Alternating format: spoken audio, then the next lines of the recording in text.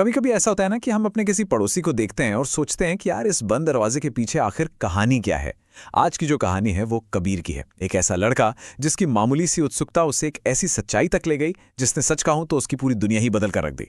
तो ये शब्द खुद कबीर के हैं और ये हमें सीधे उस सवाल पर ले आते हैं जो उसके दिमाग में घूम रहा था कि उसके पड़ोसी शर्मा अंकल आखिर ऐसा क्या छुपा रहे थे। तो चलिए इस रहस्य की परतों को एक एक करके खोलते हैं। देखते हैं कि आखिर शर्मा अंकल की कौन सी बात थी जिसने कबीर का ध्यान इस तरह अपनी ओर खींचा। देखिए, एक तरफ थे शर्मा अंकल जो बिल्कुल एक पहेली की तरह थे, एक ऐसा इंसान जो अपने ही घर में मानो किसी साये की तरह रहता था। और दूसरी तरफ था कबीर जो थोड़ा थोड़ा हम सब की तरह था, जिसे ये जानने की उत्सुकता थी कि आखिर चल क्या रहा है। और पता है क्या, मोहल्ले की जो बातें होती हैं ना, उन फुसफुसाहटों ने कबीर के दिमाग में शर्मा अंकल की एक तस्वीर बना दी थी कि वो एक अकेले, गुस्सैल, थोड़े अजीब से इंसान हैं।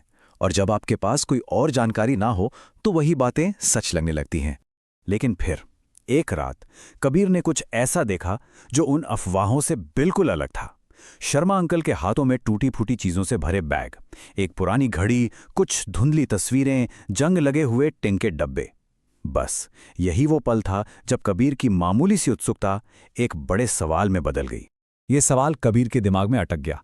मतलब ये सिर्फ कबाड़ तो नहीं हो सकता था, है ना? एक पैटर्न जैसा लग रहा था जिसका कोई मतलब समझ नहीं आ रहा था। और बस इसी बात ने कबीर को एक दूर से देखने वाले से एक जासूस बना दिया। तो बस अब दूर से देखना काफी नहीं था। कबीर को जवाब चाहिए थे और उसने ठान लिया था कि वो इन जवाबों को खुद ढूंढ कर ही रहेगा, चाहे कुछ भी हो। और इसी के साथ शुरू हुआ पीछा करने का सिलसिला। कबीर एक साये की तरह शर्मा अंकल के पीछे पीछे चलता रहा। शहर के पुराने हिस्सों में कबाड़ की दुकानों तक, हर कदम के साथ ये रहस्य और गहरा होता जा रहा था। आखिर वो इन टूटी फूटी चीजों को खरीद क्यों रहे थे? और फिर आई वो रात जब कबीर ने एक हद पार करने का फैसला कर लिया। उसका दिल जोरों से धड़क रहा था। अंदर एक अजीब सी जंग चल रही थी, डर और उत्सुकता के बीच। और यही जंग उसे शर्मा अंकल के घर के बेसमेंट के दरवाजे तक खींच लाई। और अब हम कहानी के उस मोड़ पर आ गए हैं जहां सब कुछ बदलने वाला था। ये वो पल था जब कबीर के मन में बने सारे शक और डर असलियत से टकराने वाले थे। जो कबीर सोच रहा था और जो असलियत उसने देखी, उसमें जमीन आसमान का फर्क था। उसके ख्यालों में एक डरावनी जगह थी, लेकिन सामने एक बहुत ही सलीके से सजी हुई वर्कशॉप थी। बस जरा उस सीन को इमेजिन कीजिए। कबीर डरा सहमा दरवाजे पर खड़ा है और अंदर शर्मा अंकल बड़े ही आराम से, बहुत प्यार से एक टूटी हुई घड़ी को जोड़ रहे थे। उनके हाथों में गुस्सा नहीं बल्कि एक अजीब सा सुकून था। और वो हल्की सी मुस्कान, कबीर ने ऐसी किसी चीज की तो उम्मीद ही नहीं की थी। ये एक बहुत ही गहरी, निजी खुशी का पल था। और उस एक मुस्कान ने कबीर के मन में बनी शर्मा अंकल की पूरी छवि को तोड़कर रख दिया।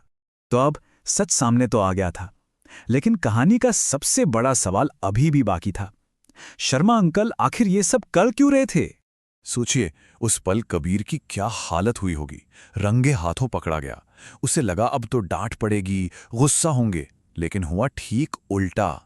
शर्मा अंकल ने उसे बड़े ही शांत तरीके से अंदर बुला लिया और उस एक पल ने उन दोनों के बीच सब कुछ बदल दिया। शर्मा अंकल ने बहुत ही सीधे सादे शब्दों में सब कुछ समझा दिया। कोई बड़ा राज नहीं था, कोई डरावनी मिस्ट्री नहीं, बस एक शांत गहरा मकसद था, दूसरों की फेंकी हुई चीजों को फिर से जिंदा करने का। और यहां हमें उनके काम के पीछे की असली वजह समझ आती है। उनके लिए ये सिर्फ टूटी फूटी चीजें नहीं थीं, ये किसी की खोई हुई यादें थीं। और उनके लिए यादें कभी भी बेकार नहीं हो सकती। पर जब कबीर ने पूछा कि वो ये सब क्यों करते हैं, तो कहानी अपने सबसे दर्दनाक और शायद सबसे खूबसूरत मोड़ पर आ गई। और ये था वो सच, एक ऐसी सच्चाई जिसने कबीर को अंदर तक हिलाकर रख दिया। शर्मा अंकल सिर्फ चीजों को नहीं जोड़ रहे थे, वो अपने बेटे की यादों को जोड़ रहे थे, हर उस चीज में जिससे उसने कभी छुआ था। शर्मा अंकल के लिए हर फेंकी हुई चीज उनके अपने खोने के दर्द की एक गूंज थी। उन्होंने सीखा था कि जब हम चीजों को बेकार समझकर फेंकते हैं तो असल में हम उनसे जुड़ी यादों को भी फेंक देते हैं। बस उस एक सच ने सब कुछ बदल दिया। सिर्फ कबीर का शर्मा अंकल को देखने का तरीका नहीं, बल्कि उसका पूरी दुनिया को देखने का नजरिया ही बदल गया।